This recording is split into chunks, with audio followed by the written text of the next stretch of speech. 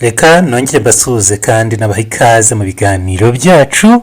Munyemerere duhite tujya kuri payi burawuza, ubundi nitumara kugera kuri payi burawuza neza duhite twinjira kuri payi apusi. Turahabona nitumara kuhinjira rero bigomba gufunguka.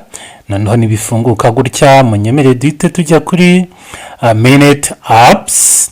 Nitumara kuhagira tuhakande, nituhakanda urabona bifungukira muri Mainnet. Noneho ariko twe turanakanda muri hackathon 25. Hackathon yakozwe uyu mwaka 2025. Nitumanuka hepfo murabona ko dufite page 23. Page 23 rero ntabwo ari page mu by'ukuri nkeya cyane. Nk'uko urupapuro rubanza nitureba neza turasanga hari dapps 10 rwose, tukavuga ngo dap ya mbere, kabiri, gatatu, kane, gatanu, gatandatu, karindwi, umunani. Tukabishyira kuri 3D snake, noneho tukaza munsi ya 3D snake pay of pie 9 na beggars 10. Dusanzwe tuzi ko buri page haba hariho app 10, kandi dufite page 23. Page ya 23 iriho app enye. Ibi bishatse kuvuga iki rero?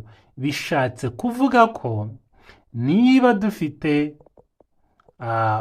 page 22, buri page imwe ikaba iriho dapps 10. Nuvuga ngo dufite dapps 220, kongeraho enye ziri ku rupapuro rwa 23. Nuvuga ngo dufite dapps 224. Izi dapps 224 mvuga ni ziri muri Mainnet. Turabibona rwose naha kuri Mainnet. Ni iyi hackathon, dapps zasohotse muri hackathon zose zasohokeye muri Mainnet. Niba twibuka neza tukinjira muri Pi network, kuko twagendaga tumenya amakuru, twagendaga tumenya ko hari apps zirimo kubakirwa muri Pi ecosystem.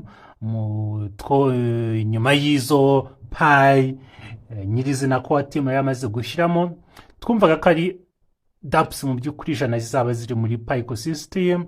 Icyo gihe Mainnet yagombaga gusohoka izo dapps 100 zose zaramaze kuzura, tukumva ni ikintu gihambaye. Ariko ubu ngubu tumaze kugira dapps 224. Iyi ni milestone, ni ikintu gihambaye cyane muri iyi project ya Pi network. Ni ikintu abapioneer tugomba kwishimira cyane. Ariko nanone gihita kizamura ikibazo kivuga kiti, ese ko iyi ntambwe imaze guterwa na Pi network na Pi core team ari intambwe ikomeye cyane, ese harabura iki muri rusange kugira ngo Pi network ironshinge Mainnet ijye hanze? Iki ni ikibazo cy'ingenzi cyane benshi bibaza nyuma y'uko ari amategeko yo muri European Union yamika yemereye Pi kuba yacuruzwa ikanakoreshwa mu bihugu byo mu Burayi bwunze ubumwe. Abenshi bakavuga bati, ese Pi irabura iki? Dore ko abantu bari biteze ko muri ukwezi kwa 12 gusa uyu mwaka 2026 Pi yagombaga kuzamuka igatumbagira, kubera ko yari yamaze kwemerwa ko yacururizwa i Burayi. Ariko se niki mu by'ukuri cyatumye Pi core team idashyira Pi ku ma platform atandukanye y'i Burayi? Ese ni ukubera ko ayo ma platform hari ama platform atarakoze KYC ngo yenda Pi be listed ho, cyangwa se na Pi ntabwo ishishikajwe nabyo cyane? igisubizo nyakuri ni uko Pi idashishikajwe no kuba yaba listed ku ma exchange atandukanye, kubera ko byaba bisobanuye ko ikintu Pi Network ije gukemura itabigikemuye, kubera ko amacoin menshi aba listed ku ma exchange mu by'ukuri abayeho mu buryo bwa speculation, aho igiciro kiba kiri highly volatile kubera crypto yaguzwe n'abantu benshi ku ma platform listinzweho yahita itumbagira. Nitumbagira abantu bayiguze bakabona inyungu zabo zimaze kwikuba cyangwa bamaze kuzikuramo ku rwego bashaka, icyo gihe birahita bagurisha. Ibi rero nibyo Pi idashaka, ntabwo iri kubaka ikintu kigomba kupampinga ngo mu mwanya mutoya kidampinge, oya. Niyo mpamvu yabanje kubaka Pi ecosystem. Nicyo kintu cya mbere cy'ingenzi, kuko harimo platform nyinshi zizabakinga igiciro cya Pi, kubera ko izo platform zizaba zikora mu buryo bw'ama-e-commerce, mu buryo bw'ama-gaming, mu buryo bwa serivisi zitandukanye ziri kuri murandasi muri inside Pi ecosystem, kandi izo zose zikoresha Pi mu ma-transaction menshi cyane. Nubwo tuvuga izi dApps 224 ariko izo zonyine hari izindi zikiri muri testnet, kandi uko zigenda zuzuza ibisabwa niko zigenda zimurirwa muri Pi Mainnet. Icyo gihe rero izo dApps igihe zizaba zaratangiye gukorera, Mainnet igahita iba launched cyangwa yaba launched zikatangira gukorwa, icyo gihe ntabwo ama exchange azaba afite ijambo mu kugena agaciro ka Pi, oya, kubera ko hazaba hari platform nyinshi zitanga service nyinshi cyane, ku buryo ama exchange n'abantu bayakoreraho bazaba ari bake cyane, ku buryo ayo ma exchange atagira uruhare mu guhungabanya igiciro cya Pi. Icyo ni kimwe cyane. Ikindi ni compliance. Ni ibintu bitatu by'ingenzi ubundi tugiye kuvuga. Icya kabiri ni compliance. Compliance ni uko Pi Network na Pi Core team yayo bagomba kubahiriza amategeko mpuzamahanga agenga crypto ndetse na virtual assets. Kuba Pi yaramitinze amategeko ya MiCA ni byiza cyane.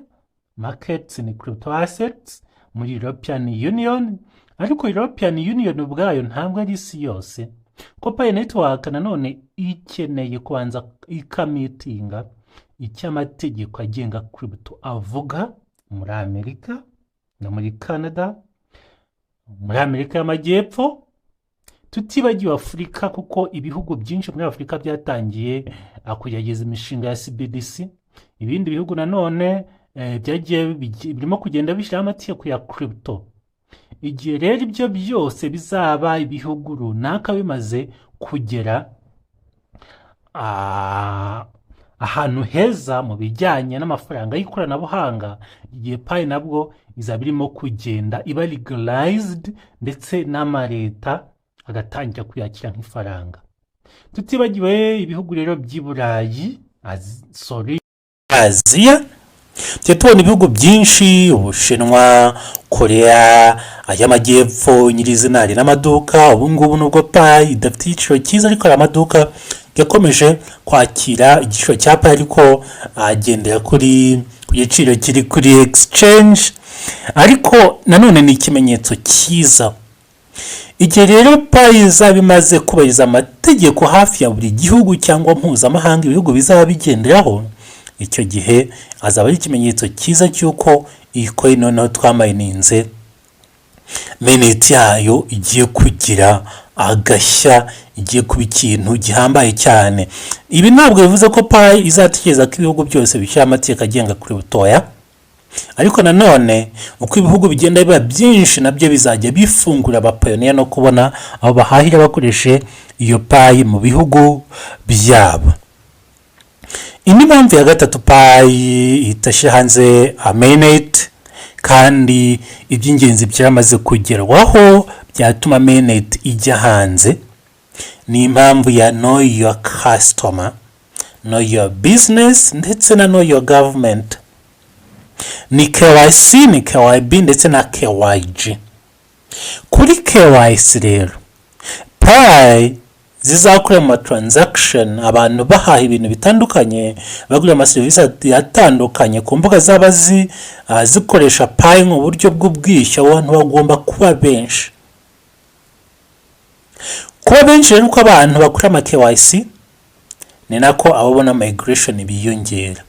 Pi nayo rero ikeneye umubare mwinshi w'abantu bakoze KYC ngo bakomeze bazamuke, kugira ngo igihe Open Mainnet izaba iri hanze hazaba hari n'abantu benshi cyane biteguye kuba bakoresha Pi zabo, haba guhaha, haba gucuruza nabo ubwabo bakazibyaza umusaruro mu buryo umwe cyangwa ubundi. Kandi ni byiza kubera iyi introduction ya artificial intelligence, gukoresha AI kwa Pi network kurimo kwihutisha ibi ngibi. Mu gihe kitarenze ukwezi twabonye ko migration ya miliyoni 15.5 zahise zikunda, 17 mu mbabare n'ibice 5, ariko n'abandi barimo kwinjira kubera iyi AI.